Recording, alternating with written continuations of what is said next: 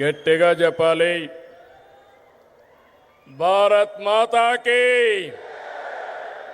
భారత్ మాతాకి, భారత్ మాతాకి. అదే మారిగా తెలుగు తల్లికి, తెలుగు తల్లికి, తెలుగు తల్లికి అందరికీ నమస్కారాలు.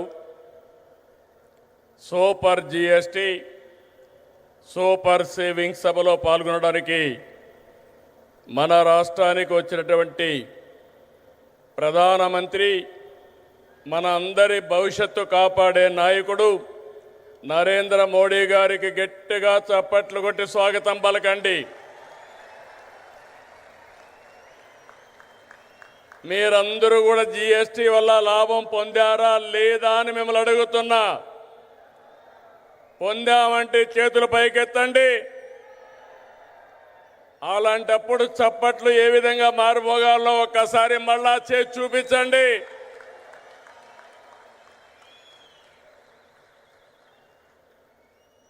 అలాగే వేదిక పైనున్న గవర్నర్ అబ్దుల్ నజీర్ గారికి, మిత్రుడు ఉప ముఖ్యమంత్రి పవన్ కళ్యాణ్ గారికి,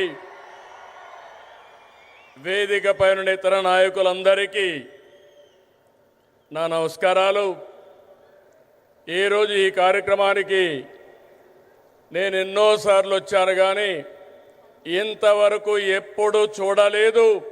అంతమంది కర్నూలు, నంద్యాల, ఉమ్మడి కర్నూలు జిల్లా బ్రహ్మాండంగా స్పందించారు. మీ అందరికీ నమస్కారాలు. శక్తిపీఠం, జ్యోతిర్లింగం, ఒకే చోట కొలువైన దివ్యక్షేత్రం శ్రీశైలం. ఆ దివ్యక్షేత్రంలో ఈరోజు ప్రధానమంత్రి గారు ప్రార్థనలు చేయడం, అక్కడ శక్తి ఏంటో మనందరికీ అర్థమవుతుంది.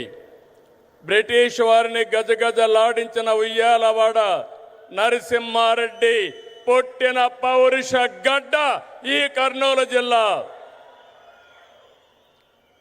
ఇటువంటి ప్రాంతంలో జిఎస్టి నెక్స్ట్ జనరేషన్ రిఫార్మ్స్ ఈరోజు మీకు ఇచ్చినటువంటి లాభం సూపర్ సేవింగ్, ఇది ప్రారంభం మాత్రమే. రాబోయే రోజుల్లో ఇలాంటి లాభాలు ఇంకా ఎక్కువ మీరు చూడబోతున్నాం, మనందరం చూడబోతున్నాం. దానికి ఆ ప్రధానమంత్రి నరేంద్ర మోడీ గారు ఇక్కడికి రావడం మనందరికీ శాశ్వతంగా గుర్తుంటుంది. On behalf people of AP, I thank Modiji for the GST reforms. Again గట్టిగా మీరు చెప్పాలి, ఇది మా అందరికీ న్యాయం జరిగిందని. I also congratulate him on his remarkable journey of 25 years tenure at the helm of public service as Chief Minister and Prime Minister. Modi ji is a unique leader serving the nation with utmost dedication. I don't have any doubt 21st century belongs to Modi ji. He is the right leader, right place, in right time. Country is very fortunate to have leader like Narendra Modi ji. We are very happy about it. I have worked with many prime ministers, but I have never seen a leader like Narendra Modi ji. He is working continuously without rest or break. Modi ji has brought many game-changing reforms. As a result, today, India is globally respected. India is strong and India is progressive. By 2047, 100 years of Independence Day, India shall emerge as the #1 superpower in the world.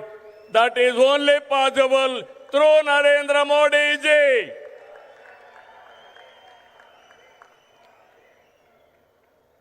Afterwards, coming centuries will belong to India. That is the foundation our Honorable Prime Minister is laying. Sir, we are very happy not to praise you. I have seen in my life so many leaders. I am visualizing not only 2047, beyond that. That is where I am very happy and proud of you, sir. Modi గారి సంకల్పంతో 11 ఏళ్ల క్రితం 11వ ఆర్థిక వ్యవస్థగా ఉన్న భారతదేశం 4వ స్థానానికి చేరాం. 28కి 3వ స్థానానికి వస్తాం. 2038కి 2వ ఆర్థిక శక్తిగా ఎదుగుతాం. ఆర్థికంగా మన బలం ఏంటో ఈ విజయాలు చెప్తే, సైనికంగా మన బలమేంటో ఆపరేషన్ సింధూర్ చూపించిందా లేదా అని మిమ్మల్ని అడుగుతున్నా.